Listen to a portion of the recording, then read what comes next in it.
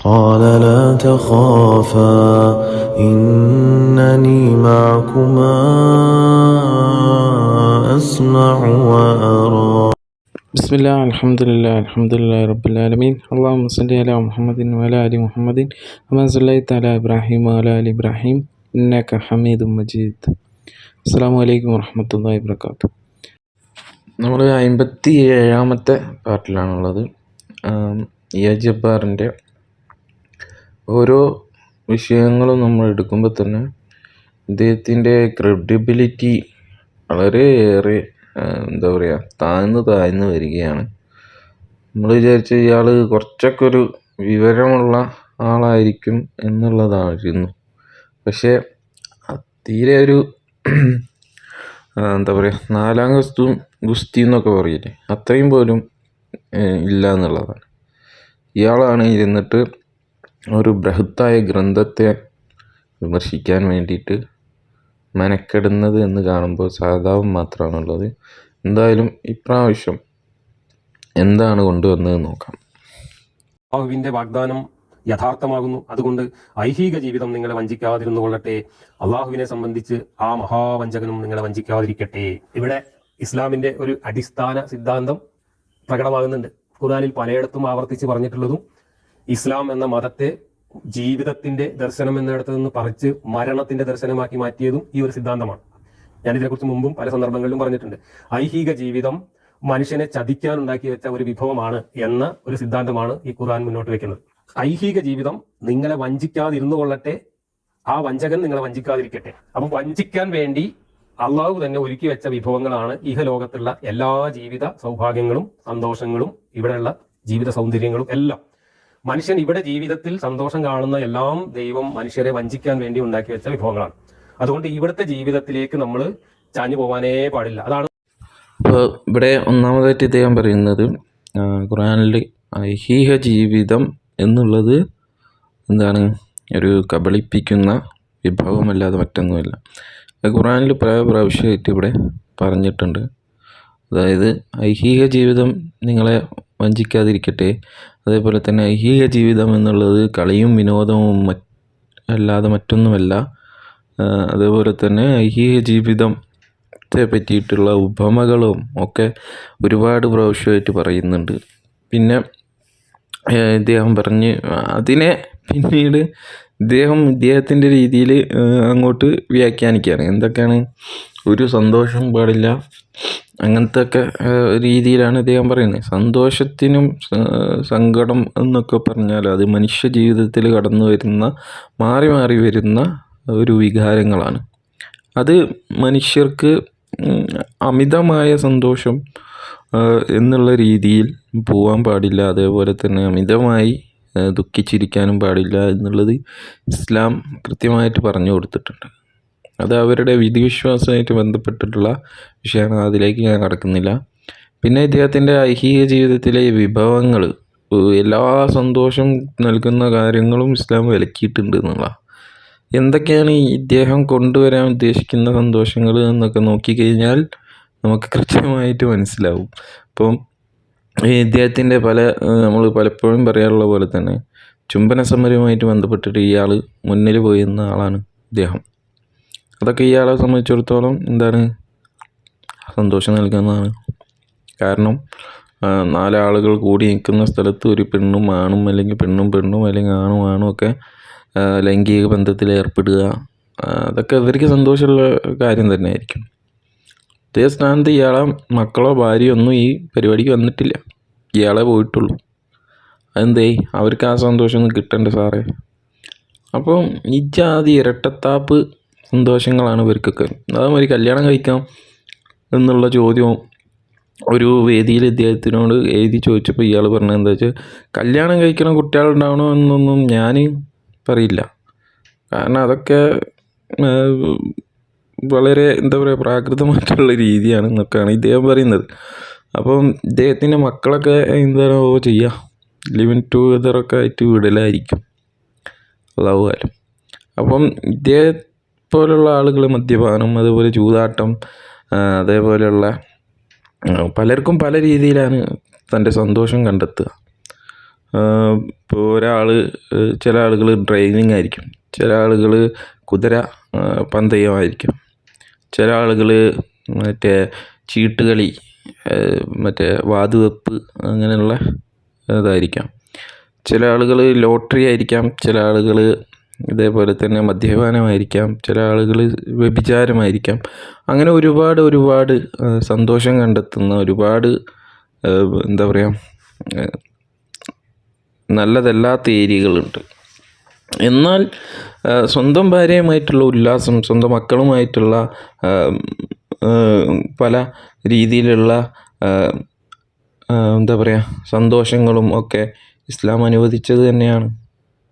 അതേ സ്ഥാനത്ത് ഇവർ ഈ പറയുന്ന ഈ സന്തോഷം അത് ഇസ്ലാമിൽ അനുവദനീയമല്ല, അത് മനുഷ്യർക്ക് എന്താ പറയുക നല്ലതുമല്ല. അത് നമ്മൾ ഇങ്ങനത്തെ ഓരോ വിഷയങ്ങൾ എടുത്തു നോക്കിയാൽ തന്നെ കാണാൻ കഴിയും. മദ്യപാനം ഒരാളെ പല തെറ്റുകളിലേക്കും അവനെ എത്തിക്കാൻ ഏറ്റവും കൂടുതൽ ചാൻസ് ഉണ്ട് എന്നുള്ളതാണ്. മദ്യപാനം എന്നുള്ളത് തിന്മയുടെ താക്കോലാണ് എന്നാണ് പറഞ്ഞിട്ടുള്ളത്. ഇയാളെ പോലെ തന്നെ ഒരു പുരോഗമനവാദിയാണ് ഈ പറഞ്ഞ മൈത്രേയൻ. അദ്ദേഹം പറഞ്ഞ കഞ്ചാവ് ലീഗലൈസ് ചെയ്യണം എന്നുള്ളതാണ്. അപ്പോൾ അതൊക്കെ ഇയാളെ സംബന്ധിച്ചിടത്തോളം അത് ശരിയാണ്, സന്തോഷം കിട്ടണമാണല്ലോ. ഒക്കെ വലിച്ചു കഴിഞ്ഞാൽ ഇങ്ങനെ സന്തോഷിച്ച് അങ്ങനെ ഇരിക്കുക എന്നുള്ള ഒരു സന്തോഷമാണ് ഇദ്ദേഹം ഉദ്ദേശിക്കുന്നതെങ്കിൽ ആ ഒരു സന്തോഷമൊന്നും ഇസ്ലാം അനുവദിക്കുന്നില്ല. കാരണം അതൊക്കെ മനുഷ്യന് അപകടമായിട്ട് തീരുന്ന കാര്യങ്ങളാണ്. മനുഷ്യരൊരു സമൂഹമായി ജീവിക്കുമ്പോൾ അവരുടെ രീതിയിലുള്ള ചില നിയമങ്ങൾ അവനക്ക് നിഷ്കർഷിച്ച് കൊടുത്തിട്ടുണ്ട്. അതനുസരിച്ച് ജീവിച്ചാലേ മനുഷ്യ സമൂഹം ഇവിടെ നിലനിന്ന് പോവുകയുള്ളൂ. അതുകൊണ്ടാണല്ലോ ഈ നിയമങ്ങളും കാര്യങ്ങളൊക്കെ ഉള്ളത്. ഓവറായിട്ട് മദ്യപിച്ചിട്ട് വാഹനം ഓടിക്കുന്ന ആളുകളെ ഒക്കെ ശിക്ഷിക്കുന്നതും അതേപോലെ കഞ്ചാവ് വലിക്കുന്ന ആളുകളെ ശിക്ഷിക്കുന്നതും ഒക്കെ ഈ നിയമം എന്തുകൊണ്ടാണ്? അവർ സന്തോഷിച്ചോട്ടെ എന്ന് പറഞ്ഞ് വിടല്ല. അത് മനുഷ്യർക്ക് ചില പ്രശ്നങ്ങൾ ഉണ്ടാക്കും എന്നുള്ളത് കൊണ്ടാണ് നിയമം ശിക്ഷാ നടപടി എടുക്കുന്നത്. അപ്പോൾ ഇവരെ സംബന്ധിച്ചിടത്തോളം ഹാപ്പിനെസ് എന്ന് പറഞ്ഞു കഴിഞ്ഞാൽ പരമാവധി കുടിക്കുക, രമിക്കുക, കിടക്കുക, ഉറങ്ങുക, ഇതൊക്കെ തന്നെയാണ് ഇവരുടെ. മനുഷ്യർക്ക് വേണ്ടിയിട്ട് എന്തെങ്കിലുമൊക്കെ ഒന്ന് ചെയ്തു കൊടുക്കുക എന്നുള്ളതൊന്നും ഇവരെ സംബന്ധിച്ചിടത്തോളം സമാധാനം കിട്ടുക അല്ലെങ്കിൽ ഹാപ്പി ആവുക, സന്തോഷം കിട്ടുന്ന കാര്യമേ അല്ല. അതൊക്കെ നഷ്ടക്കച്ചവടമാണ്. ഒരാളെ സഹായിക്കുക എന്നുള്ളതൊക്കെ നഷ്ടക്കച്ചവടമാണ്. തൻ്റെ കയ്യിൽ നിന്നും പൈസ പോവല്ല ചെയ്യുന്നത്. ഇവർ പരമാവധി ലാഭം ഉണ്ടാക്കുന്ന എന്തെങ്കിലുമൊക്കെ ബിസിനസ്, അതാണ് ഇവരുടെ ഒരു ഇത്. എന്നാൽ ഇസ്ലാമിനെ സംബന്ധിച്ചിടത്തോളം താൻ എത്ര വലിയ ബിസിനസ്മാൻ ആണെങ്കിലും എത്ര ചെറിയ ബിസിനസ്മാൻ ആണെങ്കിലും തൻ്റെ ബിസിനസ്സിൽ നിന്നും കിട്ടുന്ന ലാഭത്തിൻ്റെ ഒരു വിഹിതം ഒരു പാവപ്പെട്ടവനക്ക് കൊടുക്കേണ്ടതുണ്ട് എന്ന് കൃത്യമായിട്ട് പറഞ്ഞു കൊടുക്കുന്നുണ്ട്. അപ്പോൾ ജീവിതത്തിൻ്റെ ഓരോ ഘട്ടത്തിൻ്റെയും അല്ലാഹു സുബ്ഹാനഹു വ തആല ഇവിടെ വിശദീകരിച്ച് കൊടുക്കുന്നുണ്ട്. അപ്പോൾ ഈ സക്കാത്ത് എന്നുള്ള സമ്പ്രദായത്തെ എന്ത് ചെയ്യുന്നു, ഒരാൾ ചെയ്യില്ല അല്ലെങ്കിൽ കൊടുക്കില്ല എന്ന് പറഞ്ഞു കഴിഞ്ഞാൽ അവനെ എന്തായി, ഈ ജീവിതം വഞ്ചിച്ചു. അതേപോലെ തന്നെയാണ് ബാക്കിയുള്ള പല കാര്യങ്ങളും അവനെ വഞ്ചിക്കുന്ന രീതിയിൽ വരുന്നത്. അവനത് എഗെയിൻസ്റ്റായിട്ട് ചെയ്യുമ്പോഴാണ് അവന് അത് വഞ്ചനയായിട്ട് മാറുന്നത്. ഇവിടെ ഒരു പരീക്ഷണം എന്ന നിലക്കാണ് മനുഷ്യർക്ക് ഇവിടെ ഒരുക്കി വെച്ച എല്ലാ വിഭവങ്ങളും. അപ്പോൾ അതിൽ വഞ്ചിതരാകരുത് എന്ന് ഓർമ്മിപ്പിക്കുകയാണ് ചെയ്യുന്നത്. അപ്പോൾ ഇതൊക്കെ ഉണ്ടാക്കി തന്നിട്ട് അല്ലാഹു സുബ്ഹാനഹു വ തആല പറയാണ്, നിങ്ങൾ അതിലേക്ക് അമിതമായിട്ടങ്ങ് വീഴരുത് എന്നുള്ളത് പഠിപ്പിച്ചു കൊടുക്കാൻ തന്നെ ടീച്ചേഴ്സായിട്ട് എന്ത് ചെയ്യുന്നു, പ്രവാചകന്മാരെ അയക്കുന്നു. അപ്പം എന്നിട്ടും അത് ചെവി കൊള്ളാതെ തനിക്കിഷ്ടപ്പെട്ട പോലെ ജീവിക്കുമെന്ന് പറയുന്ന ആളുകളെ സംബന്ധിച്ചിടത്തോളം അവരെ എന്ത് ചെയ്യണം, ശിക്ഷിക്കണം. അതാണല്ലോ ഈ ഐഹിക ജീവിതമല്ല യഥാർത്ഥ ജീവിതം എന്ന് കൃത്യമായിട്ട് പഠിപ്പിക്കുകയാണ് അല്ലാഹു സുബ്ഹാനഹു വ തആല ഈ ഖുർആനിലൂടെ ചെയ്യുന്നത്. അതെ, കൂടുതലായിട്ടും ഐഹിക ജീവിതത്തിന് പുറമെ നിങ്ങൾക്ക് പരലോക ജീവിതമാണുള്ളത് എന്ന് പഠിപ്പിക്കാൻ തന്നെയാണ് ഖുർആനിലെ പല വചനങ്ങളും എടുത്തിട്ടുള്ളത്. കാരണം എന്താണെന്ന് വെച്ചാൽ ഇത് നമ്മളെ സംബന്ധിച്ചിടത്തോളം ഇത് ഒരു വാടക വീട് പോലെ അല്ലെങ്കിൽ ഒരു വഴിയാത്ര ചെയ്യുന്ന ആളെ പോലെയാണ്. അപ്പോൾ നബി സല്ലല്ലാഹു അലൈഹി വസല്ലമയെ തന്നെ നമുക്കതിൽ മാതൃക കാണാം. നബി സല്ലല്ലാഹു അലൈഹി വസല്ലമ ഒരിക്കൽ ഒരു പായയിൽ, അതായത് ഈത്തപ്പന കൊണ്ട് ഉണ്ടാക്കിയ ഒരു പായയിൽ കിടന്നുറങ്ങുന്ന സമയത്ത് ഉമർ റളിയല്ലാഹു അൻഹു അങ്ങോട്ട് കയറി ചെല്ലുന്നുണ്ട്. അപ്പോൾ അദ്ദേഹം ചോദിക്കുന്നുണ്ട്, എന്താ നബിയെ ഈ പാട് ഇങ്ങനെ, താങ്കൾക്ക് വേണ്ടി ഞാനൊരു ബെഡ് ഉണ്ടാക്കി തരട്ടെയോ എന്ന് പറഞ്ഞപ്പോൾ നബി സല്ലല്ലാഹു അലൈഹി വസല്ലം എന്താ പറഞ്ഞേ, ഇല്ല ഉമർ, ഞാൻ ഇവിടെ ഒരു വഴിയാത്രനെ പോലെയാണ് എന്ന് പറഞ്ഞ് അവിടെ തിരുത്തുന്നുണ്ട്. വളരെ ലളിതമായ ജീവിതം നയിച്ചുകൊണ്ടാണ് നബി സല്ലല്ലാഹു അലൈഹി വസല്ലമ ആളുകൾക്ക് വെറുതെ പറഞ്ഞു പോവുകയല്ല. നബി സല്ലല്ലാഹു അലൈഹി വസല്ലമ ജീവിതത്തിൽ പകർത്തി കാണിച്ചു കൊടുത്തു. അത് പിന്നീട് നമുക്ക് ഉമറിൻ്റെ കാലത്ത് ഇതേ കാര്യം തന്നെ കാണാൻ കഴിയും. ആയിഷ റളിയല്ലാഹു അൻഹ ഈ കാര്യം പറയാൻ വേണ്ടി പോകുന്നതായിട്ടും ഒക്കെ നമുക്ക് ഹദീസുകളിൽ കാണാൻ കഴിയും. അപ്പോൾ അതാണ് ഈ വിഷയത്തിൽ നമുക്ക് പറയാനുള്ളത്. കാരണം ഐഹിക ജീവിതം എന്നുള്ളത് കബളിപ്പിക്കുന്ന ഒരു പല തെറ്റിലേക്കും പോവാൻ ചാൻസ് ഉള്ളൊരു സ്ഥലമായതുകൊണ്ട് തന്നെ അതിനെ ഓർമ്മിപ്പിച്ച് തരികയാണ്. നിങ്ങൾ ഐഹിക ജീവിതത്തിൽ എന്ത് ചെയ്യരുത്, ഈ തെറ്റിലേക്ക് പോയി ചാടരുത്, അത് നിങ്ങൾ വഞ്ചിക്കും എന്ന് കൃത്യമായിട്ട് പറയുകയാണ്.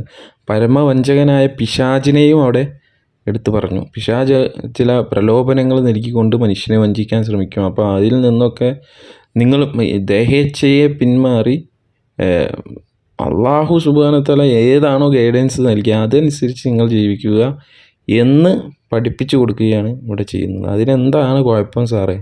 ഓക്കെ, എന്തായാലും ഞാൻ നിർത്തുകയാണ്. വാഹിർ ദഅ്വാനാ അൽഹംദുലില്ലാഹി റബ്ബിൽ ആലമീൻ. അസ്സലാമു അലൈക്കും വറഹ്മത്തുള്ളാഹി വബറകാതുഹു.